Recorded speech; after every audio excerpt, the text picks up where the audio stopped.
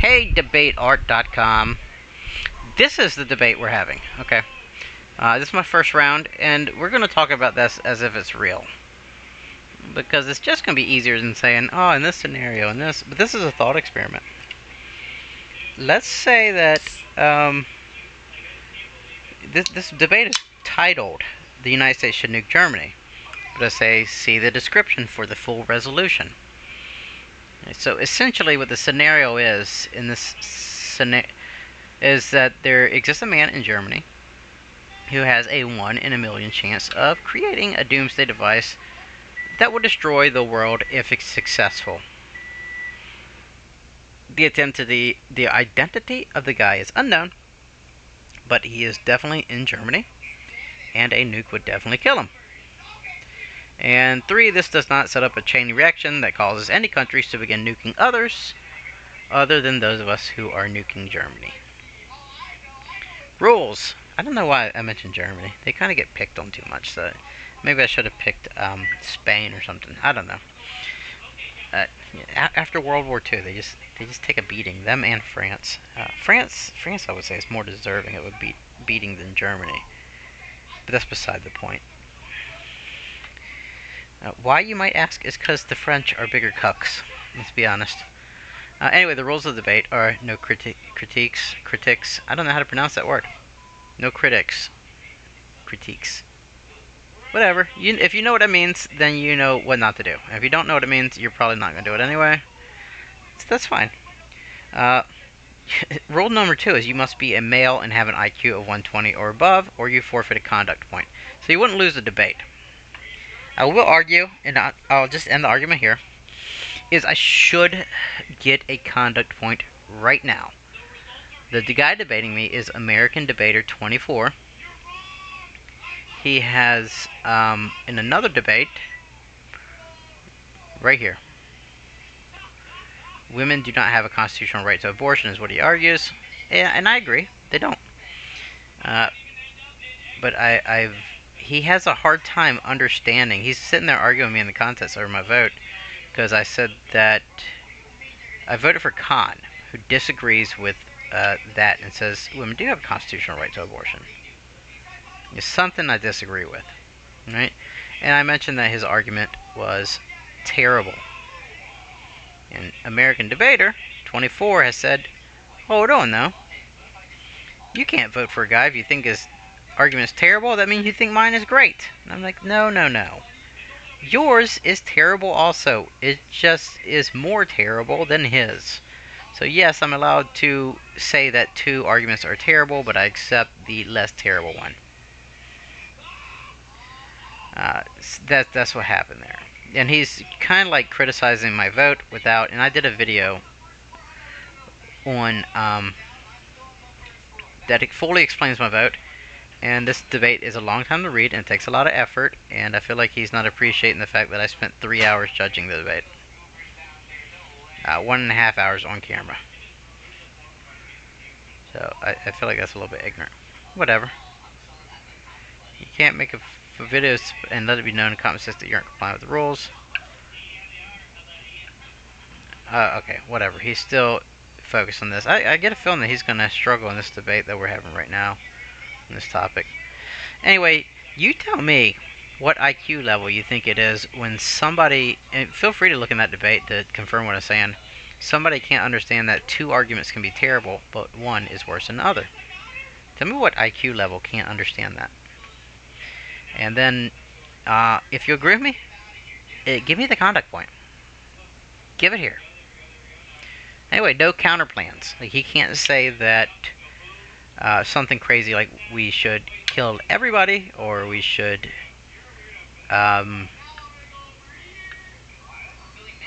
we should compel everyone to suicide in Germany instead. It would be much nicer.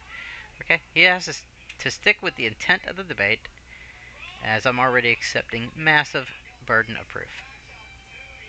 There's nothing I could argue the burden of proof is his or something silly like that.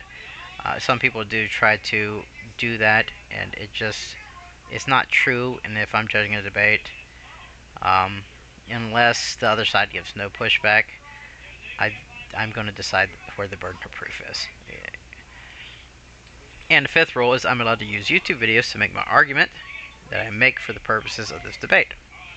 That's what I'm doing now. I'm making this argument on YouTube for the purposes of this debate. I'm allowed to do it. So we're going to start with utilitarianism. That's probably him right there. History buff Arizona. These are essentially a bunch of idiots. I don't even know why I bother responding to them. These people, actually most of the site, I guess, is, maybe I shouldn't say that if I need your guys' votes on this debate.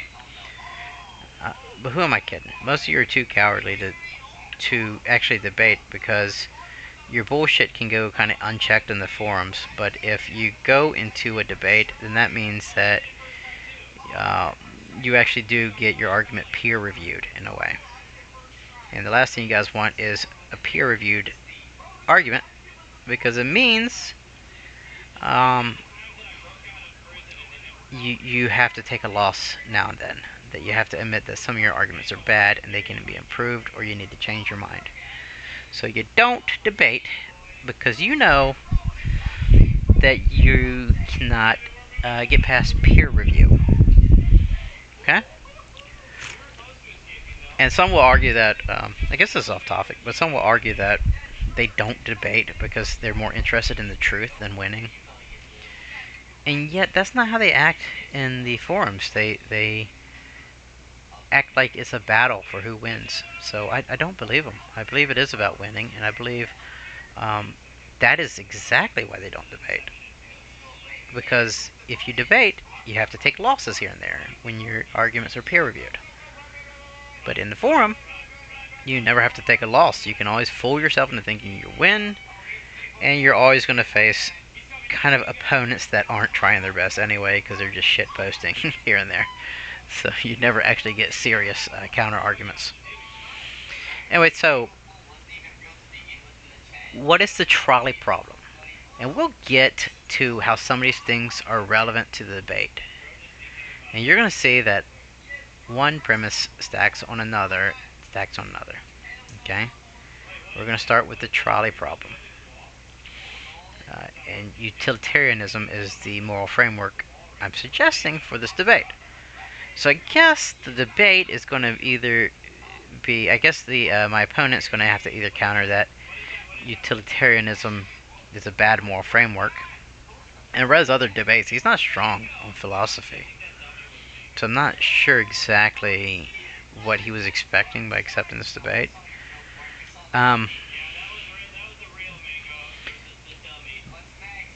Or he'd have to argue that this is the wrong way to use utilitarianism.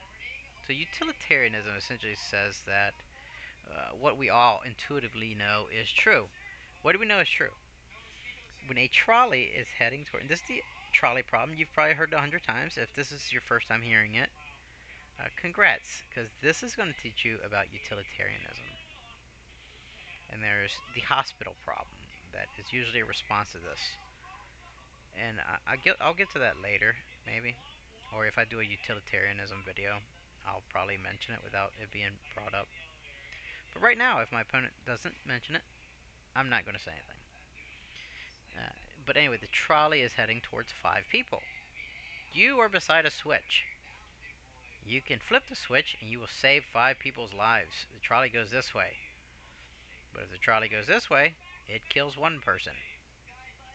So, do you let the trolley run into these 5 people, or do you pull the switch and it goes for this 1 person? Utilitarians would say you pull the switch and you hit this person. Most people intuitively would be like, yeah, you gotta do that. It kind of sucks. And then utilitarians would also,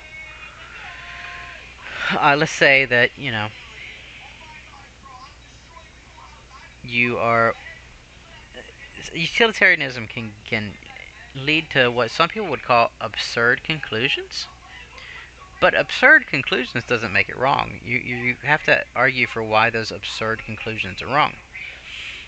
So we know this is true, so we intuitively know utilitarianism is correct. But the greater good It's just hard to argue against anyway. Why shouldn't we do what's in more people's best interest? Either one, indecision is still a decision. It doesn't make you a murderer to flip a switch, because not flipping a switch is also a decision. So either way, you're a murderer. But are you a murderer that kills 5 people, or are you one that kills 1 person? What is the better way to murder? And most people say the way is the one that does less damage.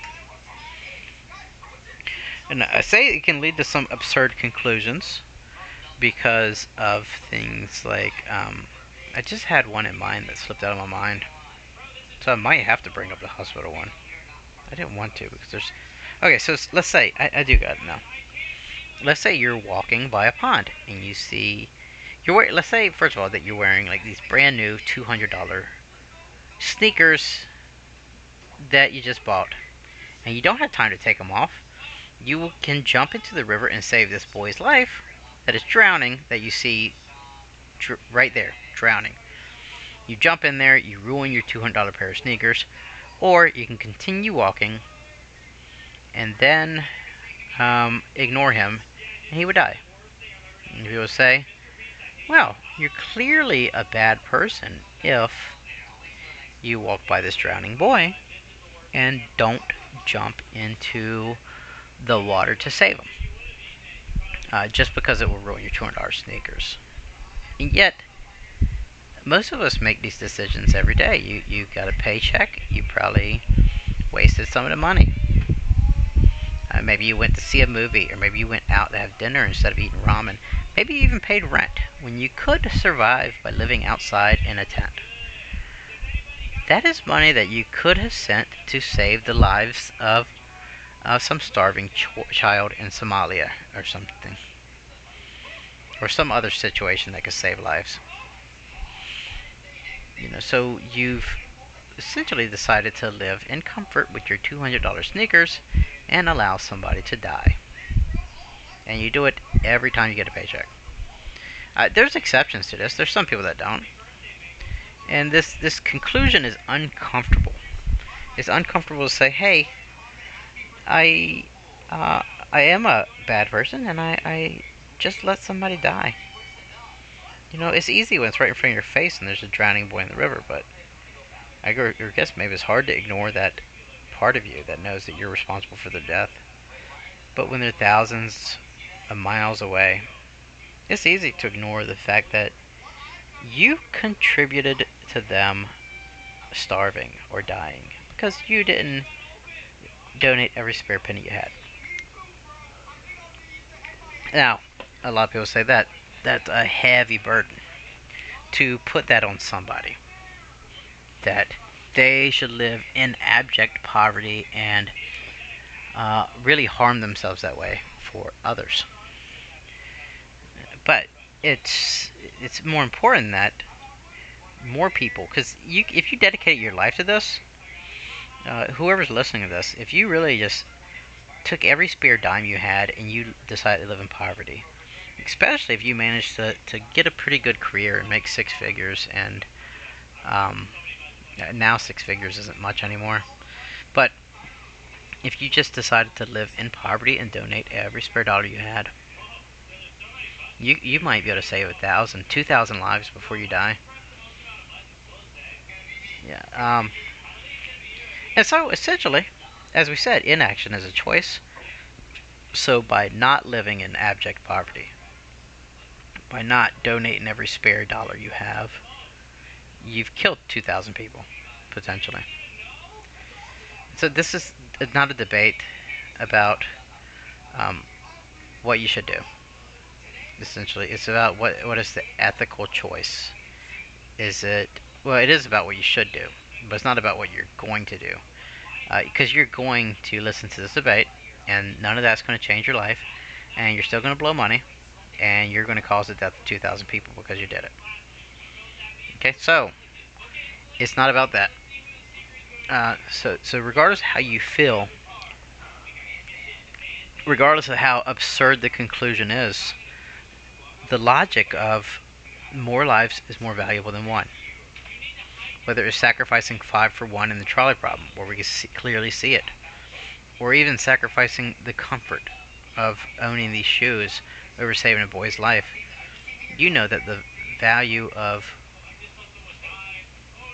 multiple lives is more important than the value of one. Um, Logically, you know that. Even if emotionally you don't like what I just said because of what that means you are. It's like just because it makes you uncomfortable doesn't mean it's not true. Why do I say that? Why do I mention the trolley problem? Because we're talking about killing 1,000,000 people, nuking Germany and killing 1,000,000 people just to kill one who has a 1 in a million chance of destroying the world. And if you look at it, if we only consider the people currently in the world, that's a bad decision. But we don't consider only the people that currently exist. If you go and you buy a glass bottle of Coke and you're walking through the park and you throw it on the ground and break the glass, you know somebody could step on that and cut their feet and be harmed. It doesn't matter if it's 20 years from now and there's some kid that just went off the beaten path. The kid doesn't exist yet, but they can still cut their feet on that. So, you cause the kid harm even though he doesn't exist yet. So we have to consider the fact that future people exist also. Future people are people too. Just because they don't exist yet doesn't mean we shouldn't take them into our calculations. Future people actually outnumber us. So we're a small number of people, we're 5 billion, and Nick Bostrom has put the number of people at the potential people at 10 to the 54 power. And I wrote the number down so we can see what that looks like. This is 10 to the 54 power. That's a shitload of people. And this is the current amount of people that live on Earth. And this is the people that live in Germany, 80 million. These people, right now, they don't have any rights. They can't vote on things that will affect their life down the line. These, I wouldn't even know how to say this number. What's this? Millions, trillions, quadrillions, or millions, billions. I don't know. That's a big ass number. And it also includes people that are going to upload their consciousness into computers and things like that. But that's the amount of lives we're balancing here. So it's not really fair that 7 billion people, which is small, it pales in comparison to this. These 7 billion people determine whether these people get to exist or not, or how. These people don't have a voice. They don't have a vote. It's our responsibility to defend the indefensible, or people that cannot defend the indefensible in that way, but people that cannot defend themselves yet. So if we have a 1 in a million chance, or 1 in a million chance of a doomsday device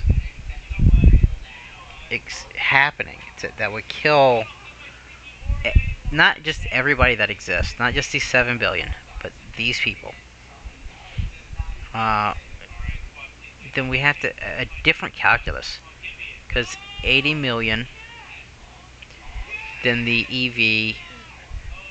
Well, I don't want to get too much into math, but so the expected value of our continued existence is this.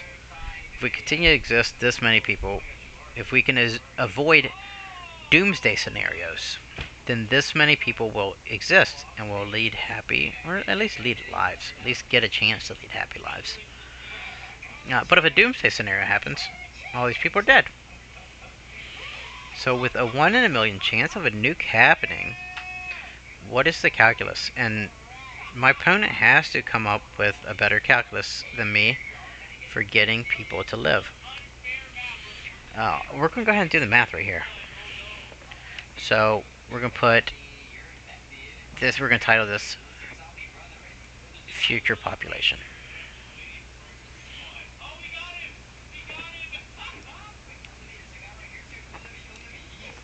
Future people. All people that will ever exist. We're going to label this current people.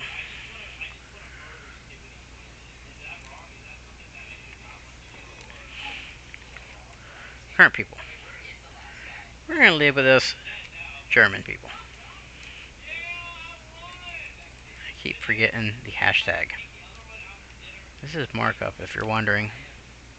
And I suggest that you guys all get on Obsidian and save your arguments for later use. And even my opponent, he's had the other debate. He had his arguments. I think he should probably like copy that into some note keeping that he can easily navigate in the future.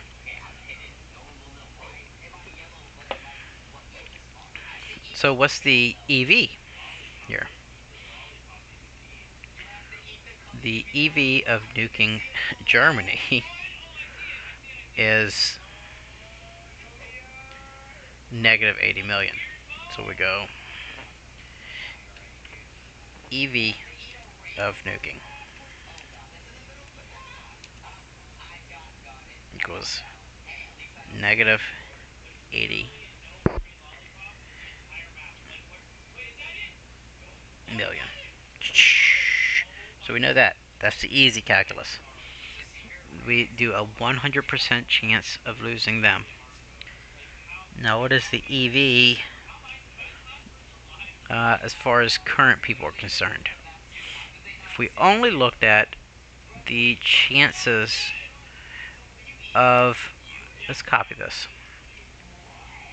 If we only consider current people in our calculus,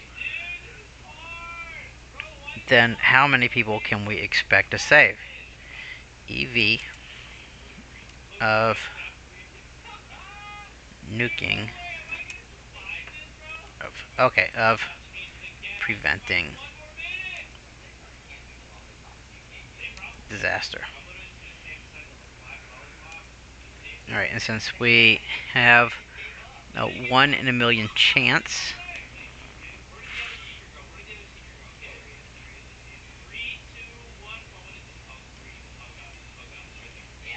I need a damn calculator. Or do I? Can I just make this easy? I think the EV of preventing the disaster, we take a million off. So here's the million mark, right? Well, let's change things up so then. 6,999. But we also lose the 80 million automatically. I think that's long enough. Huh? I think that's long enough. It's not long enough, buddy. I'll be done soon. That's what you said last time. No, I am not falling for that. Okay, what do you need, buddy? I want to play that game. Oh yeah, we'll play a game. As soon as I finish, we'll play, okay? We'll play Roblox. My son wants to play Roblox. Okay, so... Yeah, and we might play a different game, okay? We might play a different game. Okay. Is that fine? Yeah. And you just have to wait for me and do it. Actually, we would lose 79 more than that also. So, let's go... 0. So this is the population after Germany is destroyed. No, it's not. It's, that's the population after Germany is destroyed of the Earth. Now we can remove the million mark. And this is how many the expected EV of preventing disaster 692, and this is an uncertain EV. Wait, Dad. Okay, yeah. And before we play a different game, I'm going to do something insane and the song gets out of bounds. We're going to combine our combos. Okay.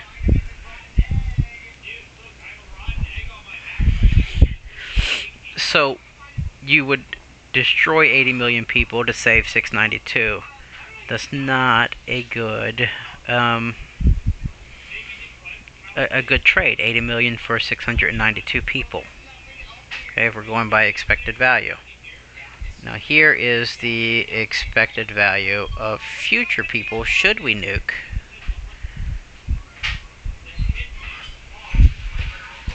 EV for preventing disaster. Okay, so let's draw here. Now we have to delete 80 million. So how does this affect this? Oh god, this is a lot to write out. Alright, let's do 9. We'll get there, guys. 999. 999. 999. We'll just keep doing it until we're there. Oh.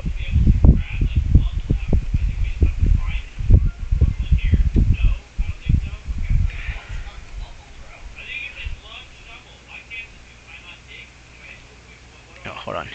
We would cut that first number off, wouldn't we?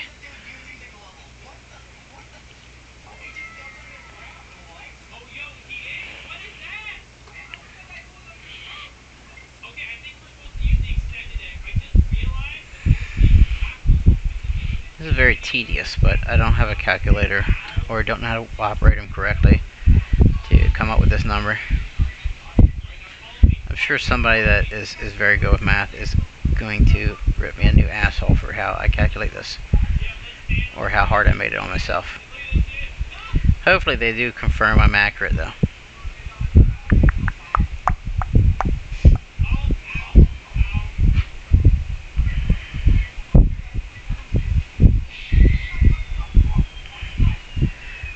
So we're going to go 999. But we're losing 80 million people, so it'd be 920. Okay. And so if we got a 1 in a million chance to save, or a 1 in a million chance that we're saving them. So the expected value is